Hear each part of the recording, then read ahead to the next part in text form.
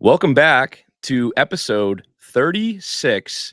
No longer breaking the plane. We got some news here. First and foremost, I got to address a whole bunch of things right now. I'm your host, Hogan.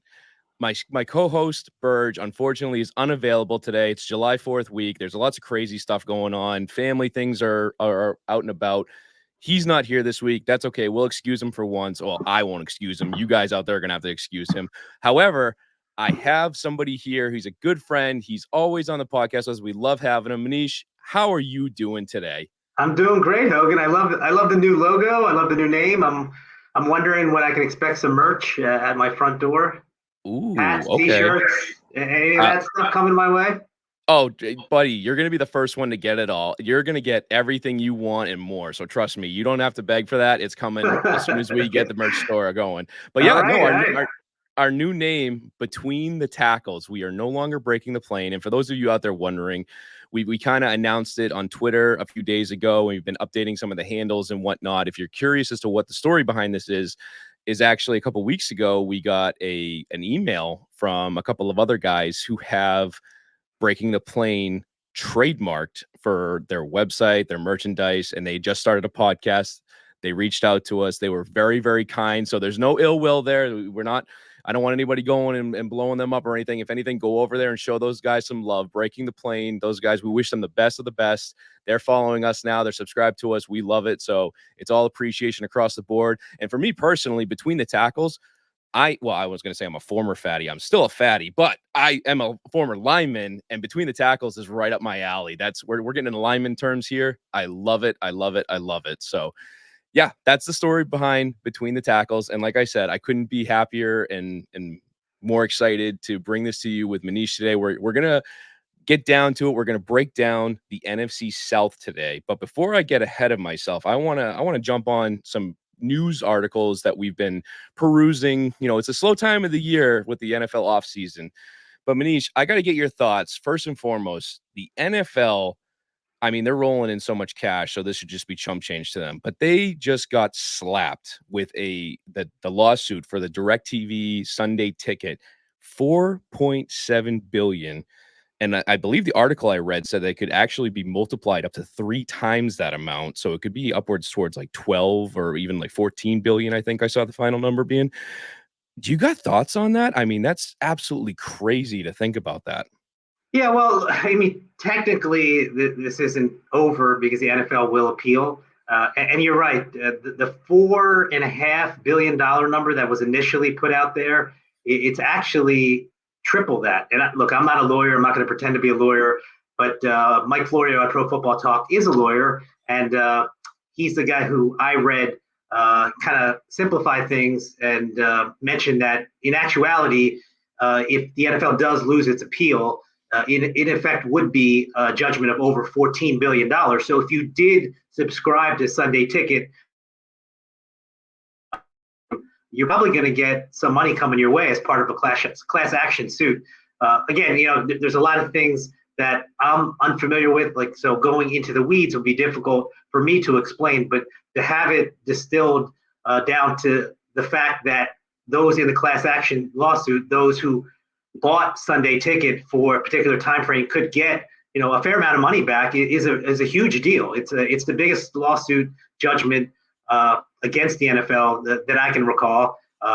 It's certainly a lot larger than the concussion settlement about a decade plus ago. So Yeah. Pretty significant. It's a multi-billion-dollar organization. Of course, owners aren't crying for money, but judgment in excess of $14 billion is certainly newsworthy for sure, and it will impact people, like real people that actually bought the Sunday Ticket. Yeah, and I mean, the big thing for me, for first and foremost, I'm regretting not being a Sunday ticket purchaser so I could just get free money from the NFL. I mean, I wish I could be a part of that.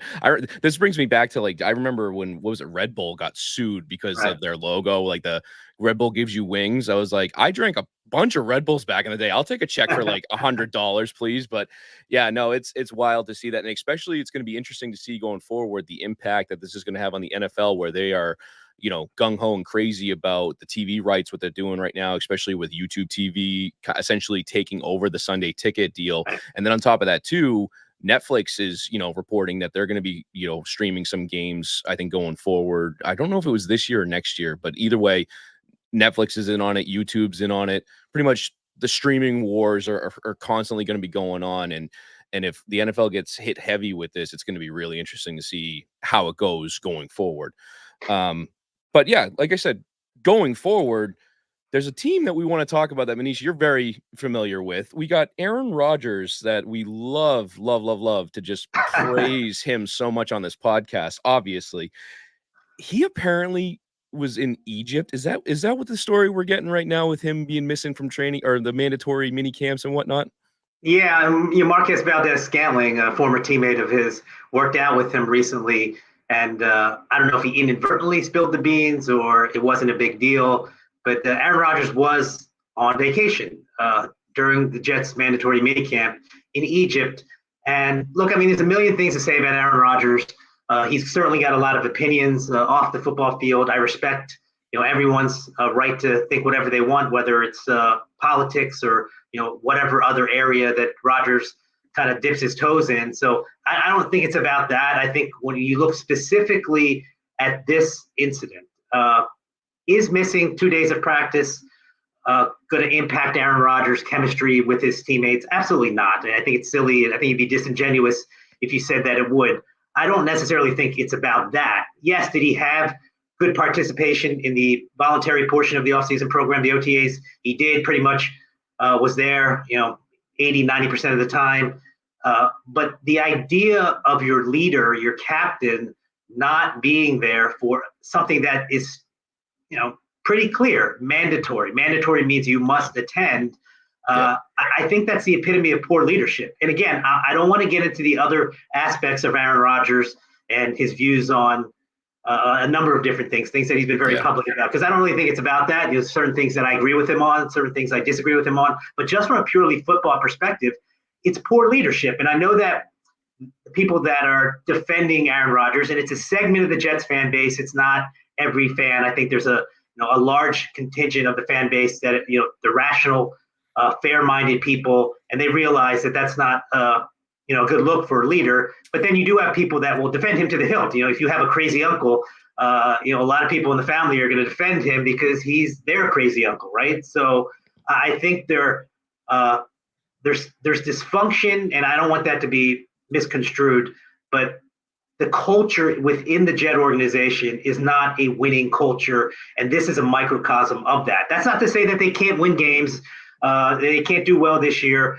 but a winning organization, an organization that does things the right way, does not allow somebody to do this. And, the quick response for a lot of people is, well, a couple of years ago, Tom Brady or maybe it was last year, took a week off during mandatory training camp. But he was dealing with an intensely personal matter. He was going through a bad divorce. I think if Aaron Rodgers was dealing with something personal, whether it was with something dealing with him, something dealing with his family, a close friend, something of that ilk, I don't think anybody would criticize him.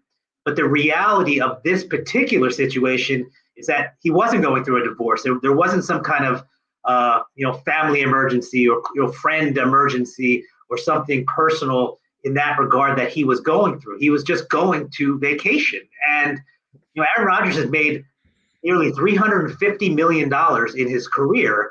So I think that he can afford the change fee if he needed to change his flight. If he booked this a few months ago, and it's so it just so happened that it overlapped during the 2 days of Jets minicamp, I think he could have changed his flight and gone a few days later. There's a 4 or 5 week down period that we're in right now at the end of minicamp and before training camp. Ample time to enjoy yourself overseas, however you want to do it. But he clearly prioritized going on vacation rather than spending time with his teammates. And again, that doesn't mean that he's not going to be good when the season starts. That's not the point. The larger point is that if you are a leader, you are there for mandatory events. And there's a famous saying, I think it was Bill Parcells, Jimmy Johnson, maybe both of them, that said that you don't treat each player the same, but you treat them fairly. I just think that this does not fall under that umbrella. It's a mandatory event. You have played 4 snaps for your new team. The other chapter to the Brady story, Hogan, was that not only had Tom Brady won a boatload of rings, prior to coming to Tampa, but he had already won a Super Bowl for Tampa when he took time off. Aaron Rodgers has done absolutely nothing for the Jets. He's played 4 snaps. Not his fault, of course, he got hurt. But that being said, he has a lot to prove. He's going to be a first ballot Hall of Famer, but he has a lot to prove with this organization. I just think that the way that the Jets have handled this shows weak leadership. Aaron Rodgers showing weak leadership. It stems from the top. That's ownership. That's front office. It stems and flows downward. And I think that the culture that they have created for Aaron Rodgers, the allowances that they have allowed him to take, it's all rooted in desperation. The Jets have not made the playoffs in 13 consecutive seasons. It's the longest playoff drought in North American sport, professional sports.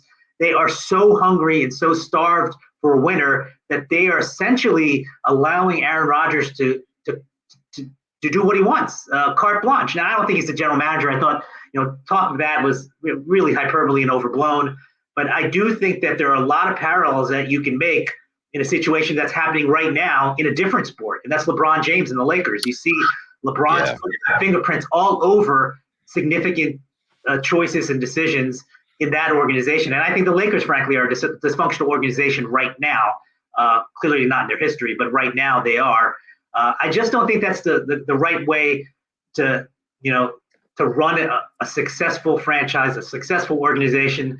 When the Jets general manager took over, he said he wanted the best culture in sports. I think if you polled 31 other fan bases, they would say that the Jets are far from having the best culture in the NFL, let alone in sports. So I think it's an unfortunate situation. Again, I don't think missing 2 days of practice has a tangible impact on the play on the field. I just think that if you're Aaron Rodgers and you truly want to be the leader, even though he has embraced the younger players and he's corrected mistakes that he made in Green Bay, you have to show up for these events. Unless, of course, there's some kind of extenuating circumstance, personal circumstance.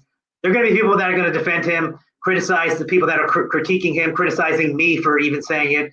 But I just think that if you're objective about it and looking at this fairly, and you're a leader, you do not do this to go on vacation overseas. No, I agree with you, because at the end of the day, Aaron Rodgers has that stigma attached to him where the end of his tenure with Green Bay followed him to New York, right? Where, like you said, we're not going to get into his personal beliefs or his details or anything like that. But you look at, what was it, a couple of years ago with the whole Eskimo retreat blackout thing that he did, where people were just like, really? And then, but on top of that too, the persona that he brought to New York, where it was one of his first, introductory press conferences, where he's like, hey, that single Lombardi trophy in there looks pretty lonely. Let's go get another one. And then, like you said, granted, the 4 snaps injury out of his control to an extent, but to put that target on your back and then to go ahead and do these things, like you said, being a Patriots fan, first and foremost, I look at Tom Brady. Yeah, like you said, I was ready to throw any excuse to the sun with him when it came to missing camp or anything like that, because it was like, the dude won 6 Super Bowls. Like, if anybody has a reason to do whatever the hell he wants, Brady's earned that right. Where Rodgers, yeah, he's won a Super Bowl. He's going to go in the Hall of Fame. I would definitely consider him one of the best QBs to ever play the game, just from a pure talent, athletic, everything standpoint. He's got everything.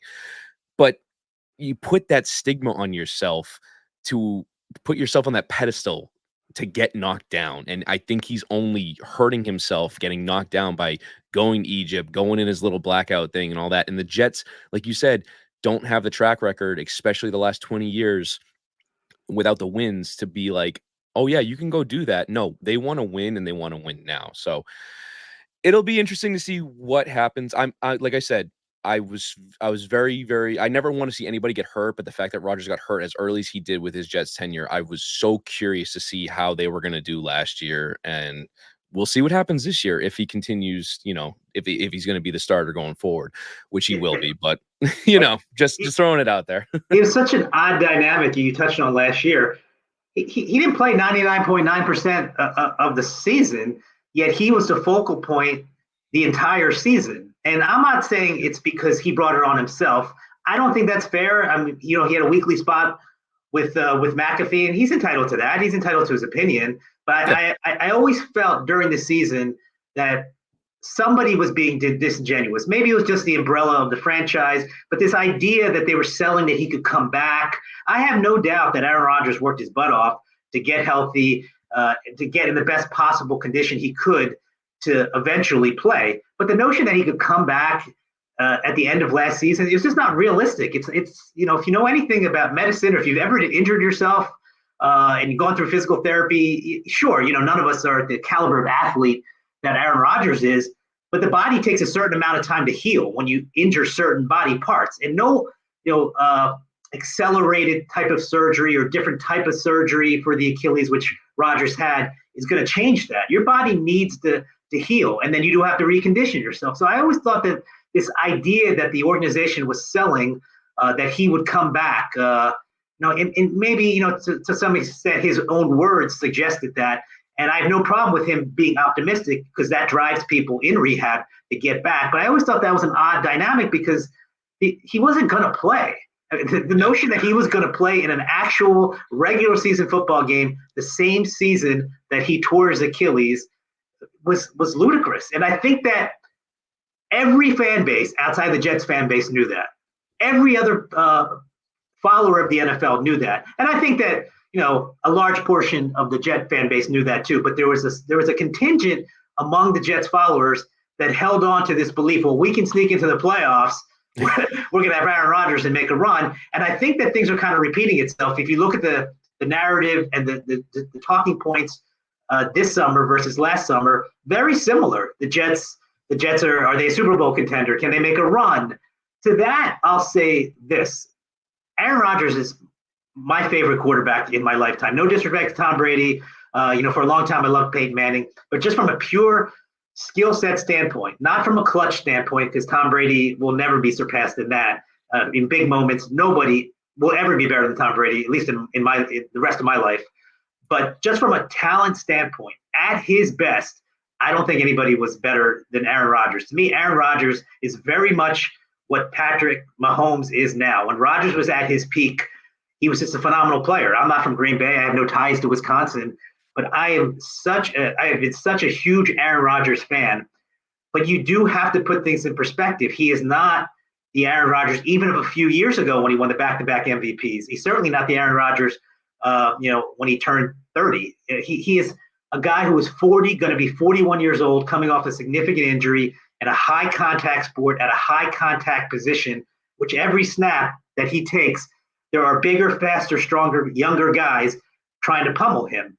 And the notion that we are going to see the Aaron Rodgers from even 2-3 years ago, I just don't think I don't think it's fair, frankly. I don't think it's fair to Aaron Rodgers. I think for as great as he's been, and for as accomplished as he's been, I think you're going to see a tail off. I think you're going to see a significant tail off. Frankly, if you're being completely honest with yourself and you go back and look at how he played in his final season in Green Bay, he was good, but he was far from the MVP player he was even a year and 2 years earlier. And that's just because he's human. He's old. I mean, look at Peyton Manning. The guy set a record for touchdown passes a couple years ago. He was benched midseason for Brock Osweiler. The cliff does come for everybody. Now, Tom Brady is probably the exception, because even though he wasn't great last season, statistically he was still pretty solid. But he saw a tail off. And I don't want to put anybody in the category of Tom Brady, with no disrespect to Aaron Rodgers. He's not Tom Brady. He'll never be Tom Brady. He is still a first ballot Hall of Famer. But that being said, Brett Favre, first ballot Hall of Famer. Peyton Manning, first ballot Hall of Famer. Warren Moon, Hall of Famer. These guys, when they get to a certain age, they fall off a cliff, and they fall off quickly. And I don't know if that's going to happen this year. But I think the notion that you're going to see one of the top 5 quarterbacks, even one of the top 10 quarterbacks in the NFL on the New York Jets this season is not going to come to fruition. And this is coming from a guy who loves Aaron Rodgers. I think he's a very good player, mentally, probably the smartest quarterback in the NFL right now. But ultimately, time catches up with you. Injuries catch up with you. And even if he may not get hurt this season, the accumulated hits will take their toll within the course of a game and then from week to week. And I just don't think it's fair to expect Aaron Rodgers to be the elite level player that we've seen for a decade plus. I think he's going to be a good player. How good remains to be seen. I hope he doesn't fall off the cliff, but if he does, that wouldn't surprise me. Well, I was going to say that's a great segue that we got. Speaking of falling off cliffs, I wanted to talk to you really quickly about JaMarcus Russell. We're going from a Hall of Fame quarterback, top of the top, to possibly the biggest bust of all time. I read an article recently that he got arrested for stealing, I think it was a $74,000 from his alma mater as his old high school. The money was supposed to go to the weight room, buying weights and machines and stuff like that. And we have the number one overall pick from, what was it, 2007, if I'm not mistaken, I think was when JaMarcus Russell was taken. Uh, I'll take your word for it. I don't remember. I think it was a long time ago. We'll put it like that. But the fact that he was the number one overall pick before the rookie salary cap was really put in place. We talked about this before recording. He made how much money? 36, 39 million dollars. Yeah, in excess of $39 million. And as you said, he has essentially hoarded $74,000 that was earmarked for his high school athletic department. Yeah, it's an unfortunate story. Obviously, I don't know where that $39 million that he earned went, how much he still has left. But, to do that is unfortunate. Certainly to do that at your alma mater and money that was, specifically accumulated for kids, so they can, work hard and have the best facilities possible so they could one day potentially be in a position that JaMarcus Russell was in, as a college athlete and then ultimately as a pro is pretty sad. It's not the first time you hear about a story like this. I'd like to know more details about why he would do something like that. I know that he tried to go to an event later. After that, he was told that he wasn't welcome back. So it's an unfortunate situation. I don't know, what he did with the money he earned, but $39 million, we can all hope to earn a fraction of that in our lifetime. And he had that money again. I don't know what happened to it, but it's inexcusable regardless, doing what he did, to the people who raised that money at his high school. I was going to say, if you find a way to get 1 million and you want to split that with me, I will not complain in the slightest. So I'm good with a 1/39th of what he made. But no, it's crazy to me. So real quick, I got to get your thoughts on it. Do you consider JaMarcus the biggest bust of all time, or do you still consider Ryan Leaf a notch above him? Because I took a quick look at JaMarcus Russell's stats before we jumped on. He finished his career with 18 touchdowns and 23 interceptions. And I don't even know if he played, I want to say he barely played 20 games, if that. And it's just, I remember watching his rookie year where he sat out long enough that disrupted anything. You hear all the folklore stories about coaches giving him tapes with blank tapes. And he was like, oh yeah, I watched the blitz package. Right. And do you consider him the biggest bust in NFL history as far as you know? I would say in the last 30 years or so. I know there was a quarterback, I'm forgetting his name, in the early 70s, who didn't live up to expectations. Ryan Leaf did get hurt, so you don't know exactly what his career would have ended up like. I do remember Ryan Leaf's rookie season before week one. He was actually pretty good in the preseason. I know preseason doesn't really mean much, but he actually showed some promise. Obviously, his career went sideways. I think he was just immature. Emotionally immature. JaMarcus Russell's biggest knock, and I think this is kind of been proven by many, many sources and many, many people around him, is that he really didn't have the work ethic. He really didn't have the desire. You hear the cliche that general managers and coaches are always looking for guys who love football, and it's kind of just it seems like it's par for the course in describing draft picks now. Does he love football? You don't even really think about it. You take it for granted, but there's a lot of validity to it, because if you don't love football, you're not going to put in the work. You're not going to watch tape. With that story you just mentioned, you're going to be lazy when it comes to doing the dirty work, the grinding. Whether it's coming in at 6 a.m. at the facility and staying late, later than anybody else. That also has become a cliche. But if you're a hard worker and you have half the talent that JaMarcus Russell had, you can be successful in the NFL. Now, JaMarcus Russell had all the talent in the world. Physically, he was a freak, right? But he didn't have the desire for whatever reason. Maybe it was because he got the guaranteed money when he signed, and money changes a lot of people, and you don't have the drive. I can think of a guy in basketball. I'm from Philadelphia, and Ben Simmons made a lot of money, and he was the number one overall pick, and he didn't have the desire and the drive. I think he liked the money, he liked the fame that came with it, but he didn't want to put in the work. And I think that, that's analogous to JaMarcus Russell. He just did not want to put in the work. And no matter how much physical talent you have, if you don't want to put in the work, it's ultimately going to catch up with you. I mean, in contrast, a guy like Michael Vick, for example, plenty of stories from Michael Vick when he was younger, successful because he was so physically gifted. He didn't really put in the time and the work those first few years in Atlanta. But as he got older, obviously, as he went through a lot of life experiences, he matured, found a new perspective. When he came back, with the Eagles, he had I would say he had a career season with the Eagles. And I think, for that little period, he was an extremely hard worker. He was a grinder, and it took him a long time, but he has found success purely based on his athletic skill early in his career, whereas JaMarcus Russell couldn't lean on just his physical skill. He needed to, do some learning and absorbing and reading defenses and comprehending what he was seeing, pre-snap. He just couldn't do it, and he didn't want to do it, and that's why, his career was short-lived and, ultimately very disappointing.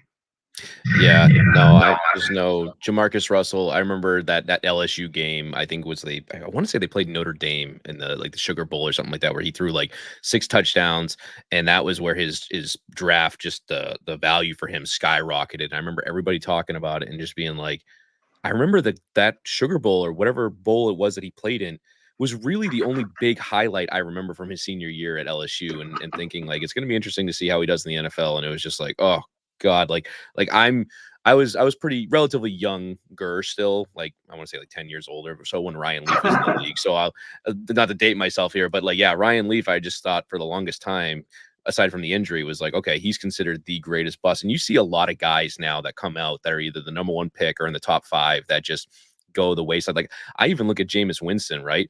Like a lot of comparisons were thrown his way about JaMarcus Russell with Jameis Winston, but at the same time, Winston at least had the intangibles to throw 30 touchdowns along with 30 interceptions. I don't think that's fair. I mean, I heard those comparisons. I don't honestly, I don't think that's fair. I mean, Jameis Winston has been, average quarterback, just really careless with the ball. Yeah. I mean, he's had a lot of success, but he just also, give it to the other team 2 or 3 times a game, and that's what ultimately, killed him.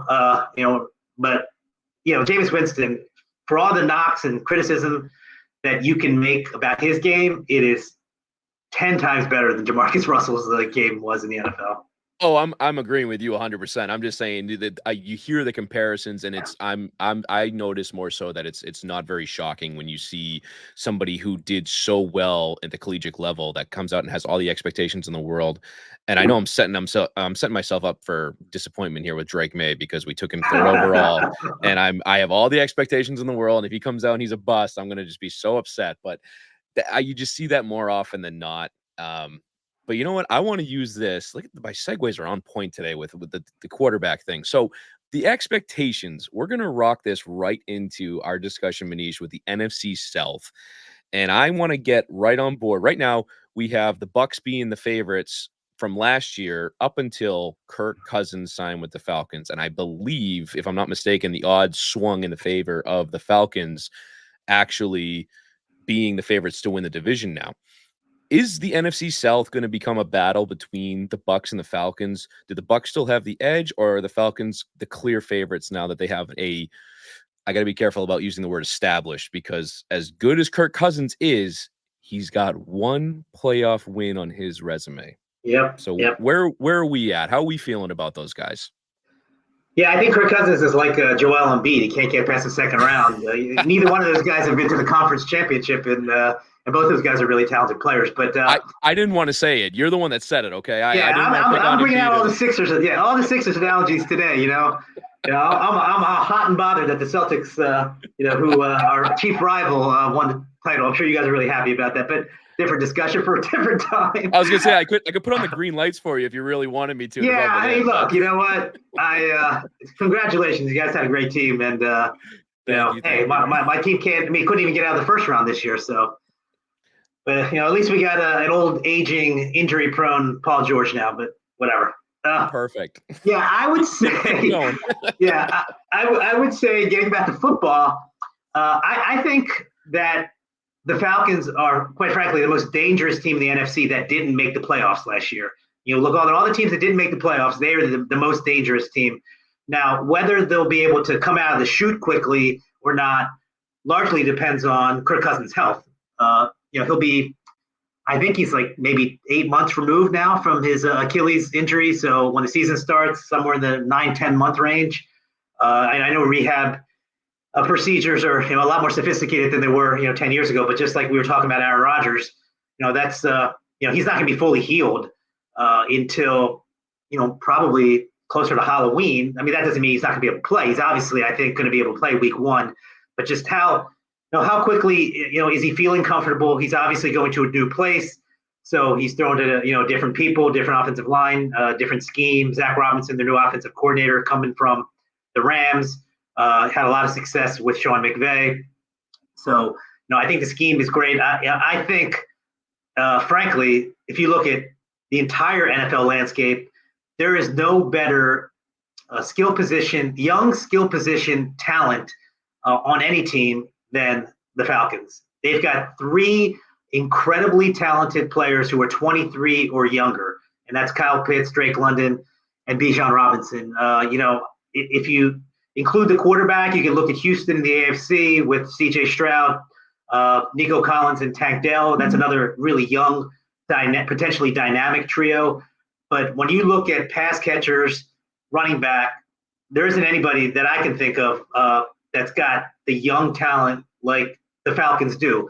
And it's a matter of whether Kirk Cousins can unlock that talent, because these guys, specifically, Kyle Pitts, who was the first of the 3 drafted, they haven't been able to do much with Desmond Ridder at quarterback, Marcus Mariota. They had Tyler Heineke for a little bit last year.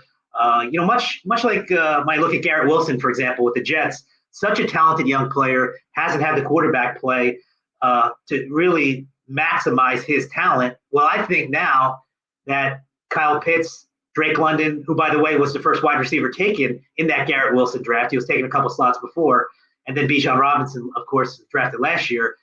I think Cousins can unlock all of those guys. I think all 3 of those guys can have terrific seasons.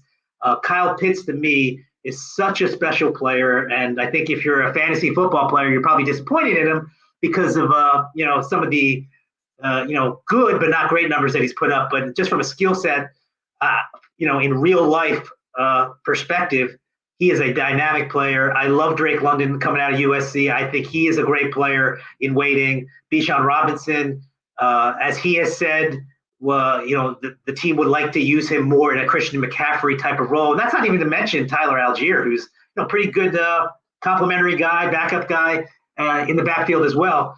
And I think Cousins is good enough, if he's healthy, to bring out the best in those guys. Because when you look at what happened last year, their passing offense was abysmal. I think they had maybe 17 passing touchdowns, one of the fewest in the league. They could potentially double that this year with Kirk Cousins. So offensively, with those players, with this quarterback, and with a really a bright young offensive coordinator in Zach Robinson, I really do think this offense could make significant strides. And then it'll be up to Raheem Morris to fix the defense. He's a defensive-minded guy, also coming from the Rams. I think that they would have been much better served addressing defense with their first pick instead of Michael Penix Jr. I know that we talked about it before. I'm sure Ewenberg talked about it before. I remember on draft day, I think it was him or you. One of you guys was like floored that they took a quarterback after giving Cousins all that money. I don't think that really makes sense for now. I mean, potentially, if Cousins isn't that great, it sets him up well for the next 2 or 3 years, because I don't really know how good the quarterback class is going to be in 2025, 2026. So it's a pick for the future. I would have gone with an edge pass rusher. They need help at cornerback as well. They address that a little bit later, but I do think they're a very dangerous team. And the upshot, not only for the Falcons, but really for the Bucs, Saints, and to a lesser degree, even the Panthers, is that on paper, the strength of schedule is incredibly easy. The Falcons and the Saints are tied for the weakest strength of schedule in the league. Then the 3rd easiest strength of schedule is Tampa. And then I think the 4th or 5th easiest strength of schedule is Carolina. So, the NFC South is playing the AFC West and the NFC East this year, which is a reason why the strength of schedule is, so easy, at least on paper. So, I think that the Falcons have a legitimate chance at double-digit wins. So it's a 10-7 season.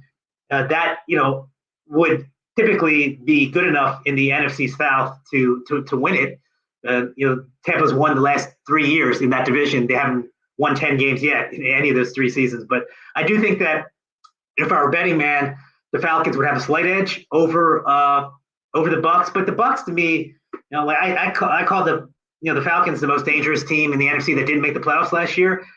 The Bucks, it seems like over the last several years, with and now without Brady, they're the most overlooked team. They're the team that it seems like nobody takes them seriously. I know living in Philadelphia that even though the Eagles had lost their last 6 games, I think, or 6 of their last 7 in the regular season, they entered their wild card game at Tampa, and there was a fair amount of Eagles fans that thought that they were going to beat Tampa because they're Tampa, right? They're 8-9 or 9-8 every year. They got Baker Mayfield. I mean, how good is he? And the next thing you know, the Bucks beat the Eagles by 4 touchdowns, and Baker threw for 300+ yards, 3 touchdowns, no picks. They are an overlooked team, but they're really a quality team. And you and I talked about quarterback bust, number 1 quarterbacks, JaMarcus Russell, Ryan Leaf. Well, Baker Mayfield not so long ago was the number 1 quarterback. After a pretty good rookie year in Cleveland, he kind of got forgotten. And people thought he was an also-ran, didn't play particularly well in Carolina. Thought, maybe he'd be a serviceable bridge quarterback in Tampa. Well, last year, career high in yards, career high in touchdowns, career high in passer rating. And this is all to say that he has done this without any continuity whatsoever. He's entering his 7th season in the league. This will be Liam Cohen is his new offensive coordinator because Dave Canales obviously left to take the Carolina head coaching job. But this will be Baker Mayfield's 8th offensive coordinator in 7 years. I mean, that's unbelievable. It's more than 1 offensive coordinator per year. So the turnover has been constant in his career. And say what you want. Look, he's not a dynamic player. He's not one of the top 5 or 10 quarterbacks in the league, but he's clearly a quarterback that you can win with. And I give him a lot of credit. I had my doubts coming out of college. I thought he was pretty cocky. But that confidence, that still rubs off to this day.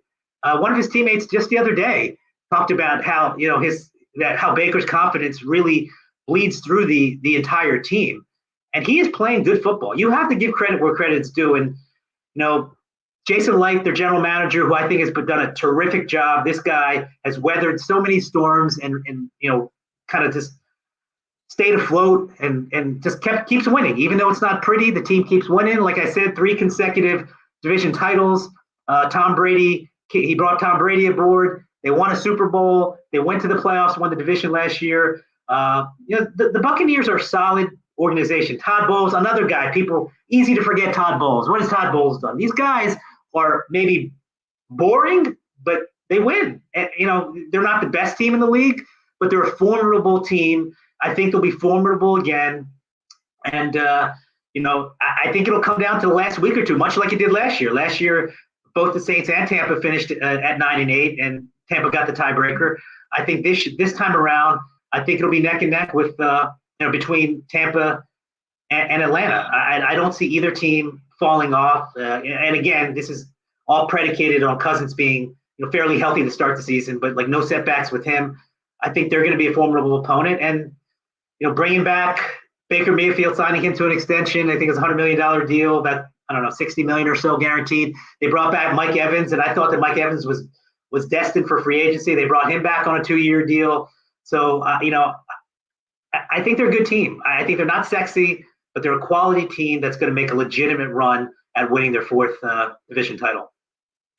Nice. Okay, so for me, it's funny. I am the resident Baker Mayfield hater. Obviously, you can tell with the hat, because just the fact that he went to Oklahoma still burns his bridge to this day. And I was all about the bashing on him, and I don't want to give him any more love than he needs to get, because that's just not me. I will not do that for him. That being said, I do agree with you 100% that Tampa they surprised me last year, because I thought for sure going from a Tom Brady to a Baker Mayfield was going to have such a dramatic drop off that you were going to see, a losing record was going to win the NFC South last year. That's what I saw coming. And the fact that they were able to do what they did, and I was count me in, not as an Eagles fan, but as a believer, that I thought that the Eagles were going to win that playoff game because, like you said, on paper, the Eagles had all the talent in the world. They could have easily gone to Tampa and romped them the way that they played earlier in the year, despite the losing skid towards the end of the season. But to see what Tampa did, and then I believe did Tampa play? It was Detroit in the next game that they lost at Detroit in the divisional round. Yeah, but they still gave them a run for their money. It wasn't like a blowout or anything like that. Right. Like they did relatively well, and it certainly helps when you have guys like Mike Evans and Godwin and a lot of other really good playmakers on that team. But my question for you is going back to the whole Kirk Cousins thing with Atlanta, right? So they have tremendous talent at the skill positions with your Bijan Robinson, who I appreciate him, another Texas boy, Drake London, and Kyle Pitts. Yeah, they're all dynamic playmakers. I kind of give pause to giving Atlanta the slide for the division because if you go back to Kirk Cousins with his time in Minnesota, he had dynamic playmakers around him, right? He had TJ Hawkinson, he had Dalvin Cook, he had Justin Jefferson. So it's hard for me to immediately just say Atlanta's going to run away with the division, especially when they have a quality opponent like the Buccaneers in that division with them as well. And I know a lot of flack goes back to Kirk Cousins' Minnesota days where he had Aaron Rodgers in the division with him, and then Detroit starting to take the steps that they're doing as well. So I'm curious to see if he can that 1 year in Minnesota where they really knocked it out of the park. I think they were 12-4. What was that, a couple of years ago? And, phased out in the first round against the Giants, which was just abysmal. I think they were a very imposterish type of team anyway, but I'm curious, do you see the potential for any of that rearing its ugly head in Atlanta? Because you don't really think of the defense as much with the Atlanta side down there. You think of all the talent in the world on the offensive side, which they have. But do you see another potential for that where they can wow you in the regular season and then just phase out immediately in the playoffs? Yeah, I mean, that's certainly possible. I mean, it wouldn't surprise me. They do have some work to do on defense. And again, even though Raheem Morris has a defensive background, it's a team that really could use some cornerback help. They only had 8 interceptions. I think only a couple teams had fewer interceptions. They had so many penalties on defense. So Raheem Morris is going to have to clean up that end, when it comes to discipline. So there's work to be done on the defense. So there's a potential that there could be a fair number of high-scoring games, shootouts, in which Kirk Cousins is going to have to win. And when it comes to the playoffs, Hogan, I mean, it really just comes down to matchup. Who's hot at the time, who's not? Are you on the road? Are you at home? How are you playing, during that window of time? So, could they flame out, in the first round? Yeah, I mean, sure, I could see that. Could they win a first-round game? Could they go to the conference championship? I could see that.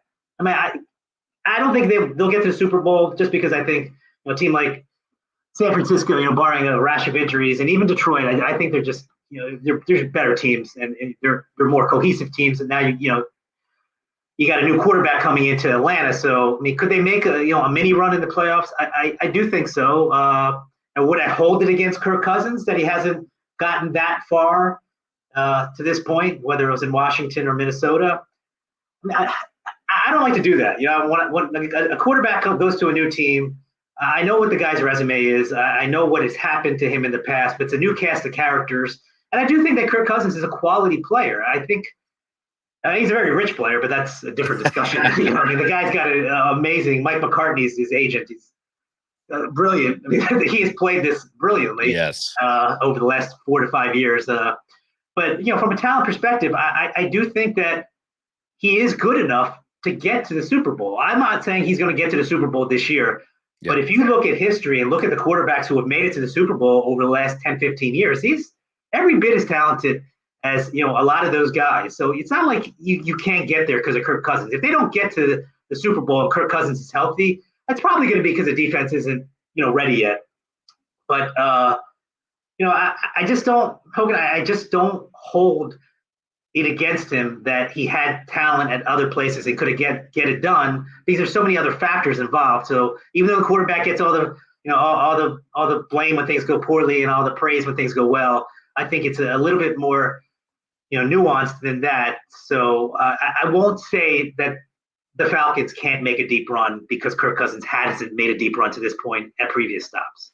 Well, I'll be the guy to judge him for you. I judge the crap out of quarterbacks. Like I said, you heard my take on Baker Mayfield, so Yeah, I'll yeah, gladly do that for you. But now let's swing in the division a little bit here. So yeah. we talked about the Bucks, we talked about the Falcons. Is there any hope on the horizon for? I'm mostly we'll focus on the Panthers, I guess I'll say, because they are just such a abysmal team at this point where they gave up the bag what they did to get Bryce Young. Their game and their play spoke for itself last year. They didn't improve themselves in the draft with what they could because of the bag they gave to Chicago for Bryce Young the year before. Not saying I don't know how their guys. I'm going to be honest with you. I didn't pay attention a whole lot to their draft, what they did outside of the first round because they didn't have a first round pick. But is there hope for them to win a couple more games this year? And then again, how do the Saints kind of factor in? I'm going to be honest with you. You talk about an overlooked team. I always overlook the Saints now because ever since Drew Brees retired and Sean Payton's no longer the coach there, Derek Carr does nothing for me. And I couldn't, off the top of my head, I know what he looks like. I can't think of the Saints coach's name, but it's just, they're a non-sexy team that aren't going to really do anything for you. And is there any hope for the Panthers and Saints? That's my question for you. Well, let me start with the Panthers. Let's just start with what they did for Bryce Young. You're wearing the Texas hat. They drafted two Texas kids. Jonathan Brooks, a running back, great player. I mean, really a great player. He tore his ACL in November. Yep. So he's about, what is he about? He's going to be about 9 months removed. So it's going to take him a little time. He's a rookie also. So it'll take him a little time to get up to speed. They also have, obviously, Miles Sanders, who was their big free agent signing, not this past offseason, but the previous offseason from Philly, Chuba Hubbard. But Jonathan Brooks is the guy who I think can be an absolutely terrific player. It might not happen until second half of this season, or maybe not until a second season. They drafted this kid Sanders. He's a pass-catching tight end from Texas, not really a blocker, but potentially a really good option for Bryce Young. And they traded into the first round to take Xavier Leggett, really strong, tough wide receiver from South Carolina.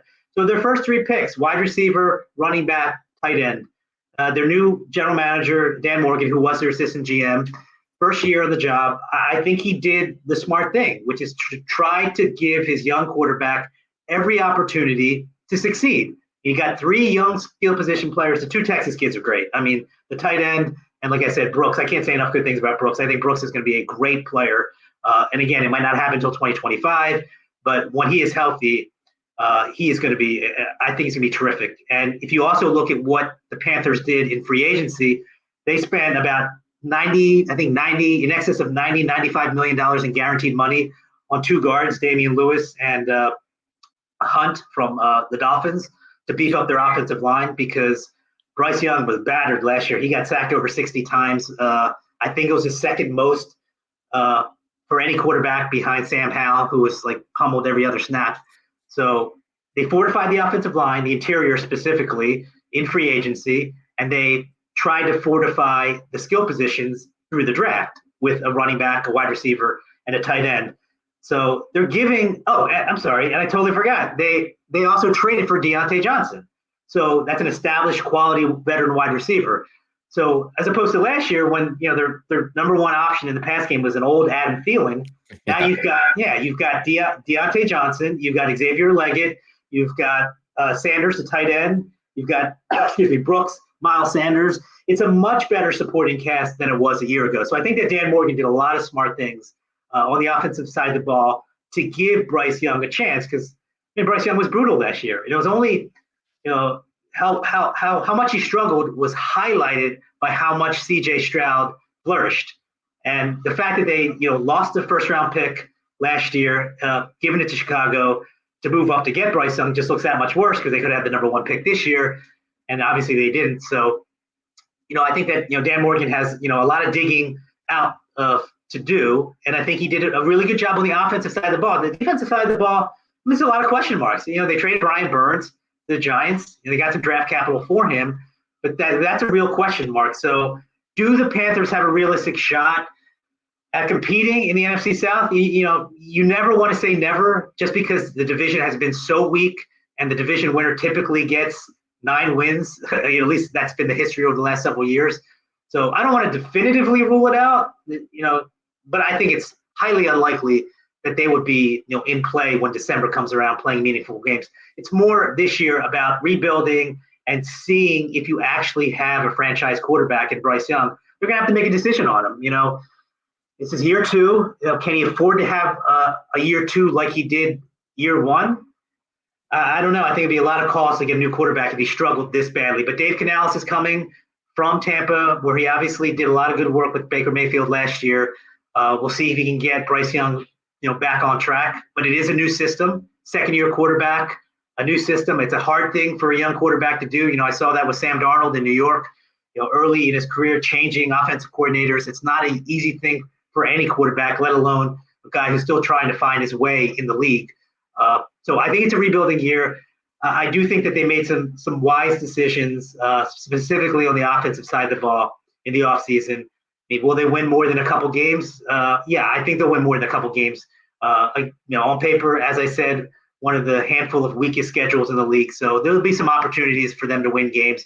But for them, I think this is clearly about Bryce Young finding out if he can actually develop to be a difference-making quarterback, when they drafted him. And, look, they got a lot of pressure on him, not only from fans, but they've got a pretty, combustible owner in Dave Tepper. He wants to see results. He wants to see them fairly quickly. So, I don't think there's going to be any kind of mandate to make the playoffs. I think that's kind of ridiculous for them with a new GM and a new head coach. Clearly a rebuilding year. I think they can make some strides, but I don't think they're going to be a contender to win the division, if I'm being perfectly honest. As far as the Saints go, yeah, I'm with you. The Saints are a very boring team. They're a 7, 8, 9 win team. It seems like for like a decade. What I will say is that they did change offense coordinators. Clint Kubiak coming over from Minnesota. So I think he's going to inject some creativity, some ingenuity into that offense. Pete Carmichael, I think that offense ran stale. If I saw one more Taysom Hill play, I was going to throw up. I know that they found a little bit of success in it, but it was so boring, so unimaginative. I just think that there's so many more things you can do with that offense. They really didn't make great use of Chris Olave last year. Such a talented player. In spurts, you saw that talent. You saw the dynamic ability that he has. But he should have been way more effective and way more involved in the offense than he was. And maybe the part of that is what Carmichael schemed up. Maybe part of it was Derek Carr really not taking a lot of shots. I mean, he was the check down king last year. I don't know if you remember, Hogan, but there was a game last year in which Alvin Kamara had 13 catches for 33 yards. And I don't know if I've ever seen that.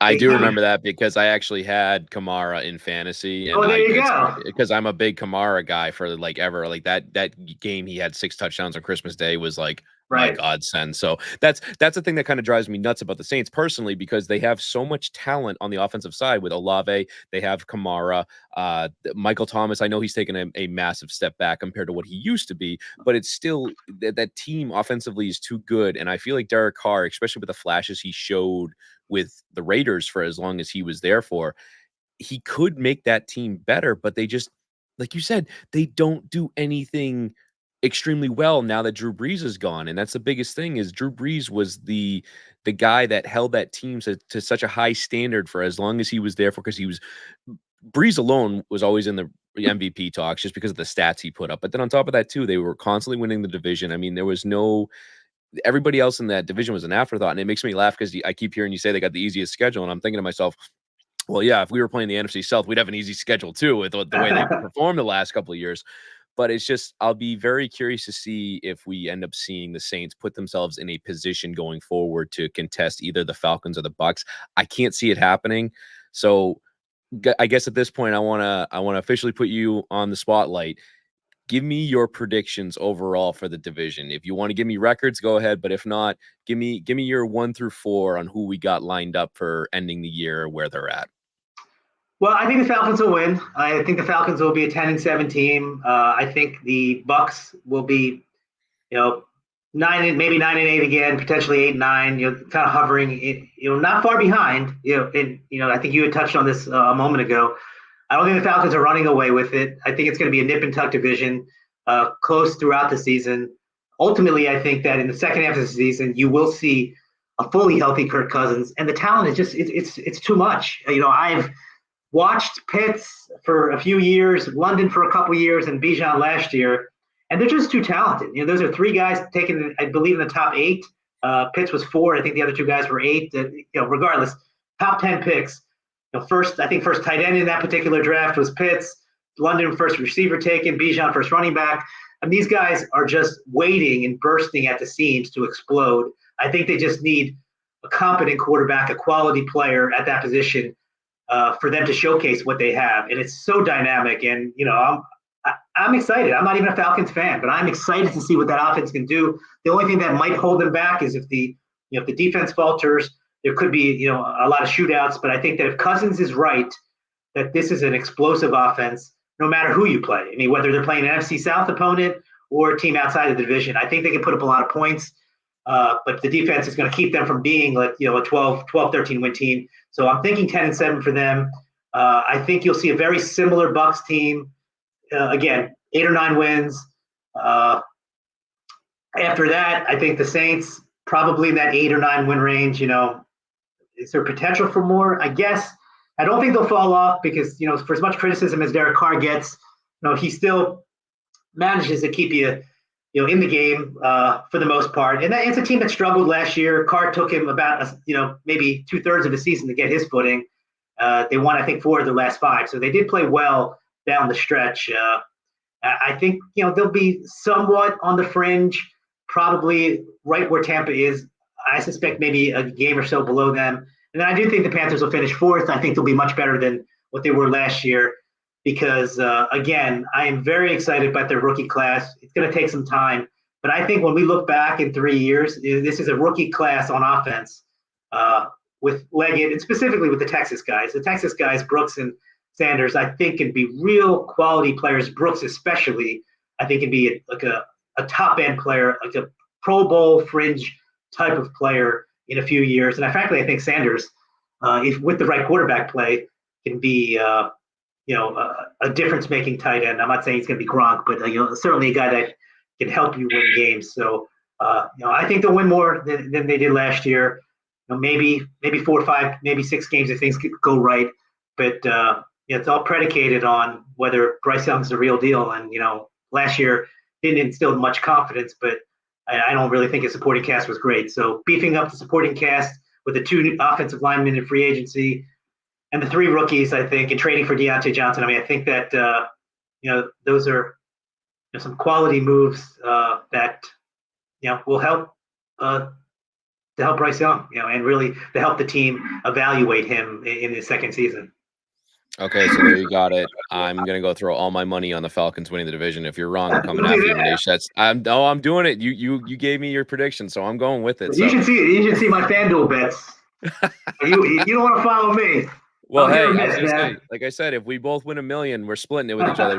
Burge isn't here, so he's not in on it. So done. Well, maybe we'll throw him a couple $100. All right. Yeah. Well, maybe you can. I'm not. I know him too well. I'm not giving him a cent, so I'll do that for you. Before I let you go, I gotta ask: is we got the predictions for the NFC South? We broke down everything going on with that. Do you got any hot takes either within the division or around the league? Anything you want to really touch on really quickly that you want to just throw out there before we wrap it up? Yeah. I think this is not something that a lot of people talk about. Let me give you an NFC and AFC. AFC, okay.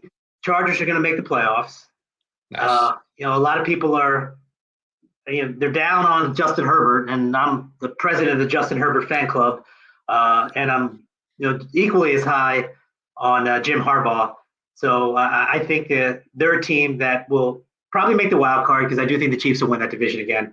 But I think that they will make the playoffs. I think you'll see the best of Justin Herbert. I don't know if that necessarily will translate into the most passing touchdowns or the most passing yards he's ever had. But I think you're going to see a smarter Justin Herbert. I think you're going to see a smarter offense, run-based offense, which, might not, be so sexy for a lot of people. But to me, Jim Harbaugh is such a good head coach, for all his oddities and quirks. And I think I mentioned this before when I was on with you guys. I just got so much respect for this guy, turning around organizations, turning around college programs. I think they're a playoff team. I think they're a team that will make the playoffs, probably as a wild card. I don't want to bet against the Chiefs, but it wouldn't shock me if the Chargers won the division. But I do certainly think that they're gonna play in the postseason. As far as the NFC goes, look, maybe this isn't like a hot take, but I think that Brock Purdy's a good quarterback. For all his success last year, both in the win column and statistically, he still has so many detractors. They view him as a product of the system. It's all Kyle Shanahan. Purdy's not that good. I think Purdy is a really solid quarterback, a top 10 quarterback. I don't think he's top 5. I think he's closer to 10, but somewhere in that, 8, 9, 10. And remember, the guy's only had a couple years of experience and only one full season as a starter. He didn't have a full season as a starter as a rookie. So he's learning as much as anyone. And for all the praise that young quarterbacks like Jordan Love and CJ Stroud rightfully get, everyone assumes those guys are going to grow and develop and evolve, and I'm with them. I totally agree. But for some reason, when the discussion turns to Brock Purdy, it seems more times than not people are saying, well, it was a fluke. He peaked. He's not going to get better. Why can't he get better? Why can't he grow and evolve just like CJ Stroud, just like Jordan Love, just like the younger quarterbacks in the league who have had some early success? I think he can do it. Frankly, I think he's in a better position to do it than a lot of these other young quarterbacks because he has an exceptional head coach in my mind in Kyle Shanahan, and he has an exceptional supporting cast around him. The team is great, and I think that can help a young quarterback through the early part of his career, much like you saw with Russell Wilson in the early part of his career. The Seahawks didn't rely on him in those first couple of years. They relied on an incredible defense, and they relied on an incredible running game. And I think there's no shame in Brock Purdy turning around and handing the ball off to Christian McCaffrey, or dumping it off to Christian McCaffrey, or throwing it to Deebo Samuel or Brandon Ayuk or George Kittle. Just because you have great players around you doesn't mean that you yourself as the quarterback isn't good. You are good, and it makes these guys make life easier for you. And along the way, you get better as a young quarterback. It just facilitates your growth. And I just think that Brock Purdy's going to have another exceptional season. I think the 49ers, they're going to have a tough test right out of the chute. From a defensive standpoint, they're playing a quality Jet defense in primetime week 1. So Brock Purdy's going to have, he's going to have a real challenge in week 1. But I think he's going to have another quality season. I think he's going to take another step. I know a lot of people think that he's going to just turn into a pumpkin again. I just don't believe it. I believe that he is in such a great environment. I think he's such a smart quarterback, and people sooner or later have to forget when he was drafted. It's irrelevant. I mean, what you see is a young, growing quarterback in a great system with a great head coach and great supporting cast. Don't diminish his talent because the guys around him are good. I think he's due for another really, really good season. I don't know if you meant it as a pun, but you just said he was irrelevant, and he was Mr. Irrelevant. That's right. First and foremost, go. I love it. I love it. You I love the that. puns.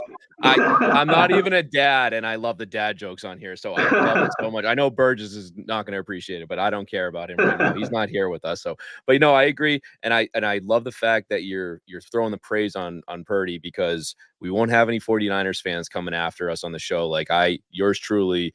I don't know if you remember my hot takes on Trevor Lawrence. I got me in some hot water the last few months or so. I had Jacksonville fans, coming after me with pitchforks and torches and whatnot. So now we're going to have you back on the show, and we're going to talk about whether Purdy's better than Trevor Lawrence or not, because that way I can get the Jacksonville fans to come after you instead of me. That's my goal for that at that point. But I think that's going to put a wrap on everything. Manish, as always, thank you so much for joining me today and joining us as always. It's always a pleasure to have you, and we cannot wait to have you back on here. Thanks, Hogan. I appreciate it. Good luck with the divisional breakdowns, and have a good rest of your summer. It's all going to start. Training camp starts in a few weeks.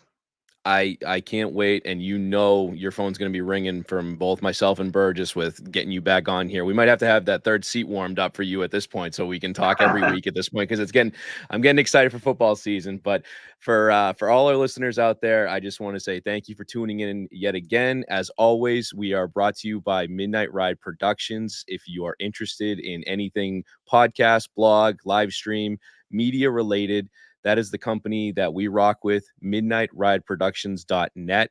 You can contact us through our emails on there. You can see the newest blog that I wrote. I named it after my fantasy football team, Ice Cold Brewskis. Patriots thing. I got to do it. I love it. I rocked it. I threw it out there. So we got that going on for us. Go check out Midnight Ride Productions. And for everybody else, I hope you all have a fantastic week. We will see you soon. Later.